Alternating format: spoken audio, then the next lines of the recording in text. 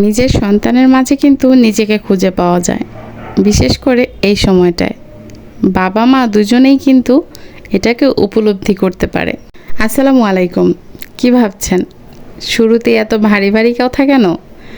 হ্যাঁ, কিছু কিছু সময় বলতে হয় বা মন থেকেই চলে আসে। আজকে আমার মেয়ের বিশেষ একটি দিন, দ্বিতীয় মূল্যায়ন পরীক্ষার রেজাল্ট দিবে। আর তার বায়না ছিল আজকে যেন তার চুলটা খুব সুন্দর করে বেঁধে দিই। সেটাই করছিলাম। ড্রেস পরিয়ে নিয়ে তাকে নাস্তাটা করিয়ে নিলাম, যদিও সে এত সকালে নাস্তা করতে চায় না। 2 পিস কেক দিয়েছিলাম, সে সেখান থেকে একটাই খেয়েছে। সবার মনে প্রশ্ন থাকতে পারে শুরুতে এই কথাগুলো কেন। নিজের মনকে প্রশ্ন করে দেখবেন আসলে সত্যি কি না। আমরা সবাই সন্তানকে সেটাই দিতে চাই যেটা নিজেরা পাইনি, সেটাই করতে চাই বা সেটাই দেখতে চাই ওদের মাঝে, যেটা আমাদের মাঝে আমরা করতে পারিনি বা আমরা নিজেরাই করতে পারিনি। সেটা যেন আমার সন্তান করতে পারে বা ও যেন পায়। আমরা যেটা পাইনি সেটা যেন ও পায়, ওর মাঝে সেটাকে ফুটিয়ে তুলতে চাই। প্রত্যেকটা বাবা মারই উজ্জ্বল ভবিষ্যৎ কামনা সন্তানের জন্য। যেই ভাবা সেই কাজ। তার মন মতো করে চুলটা বেঁধে দিয়েছি, সে এখন ভীষণ খুশি। এবার আমি তার ব্যাগটা চেক করে নেব।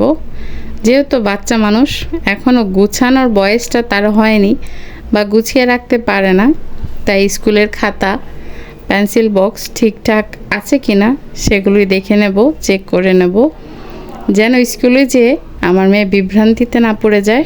সবারই কিন্তু এটা করা উচিত।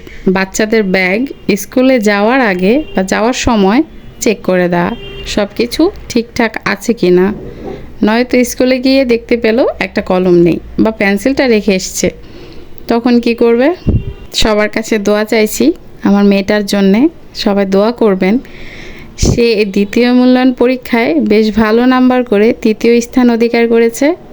আমি তো ভীষণ খুশি। অনেকেই বলতে পারেন এটা তেমন আর কি, দ্বিতীয় মূল্যায়ন পরীক্ষা তেমন কিছুই না, ফাইনালে দেখা যাবে। তাদের উদ্দেশ্যে বলতে চাই, ফোঁটা ফোঁটা করেই কিন্তু 1 বালতি পানি হয়ে যায়।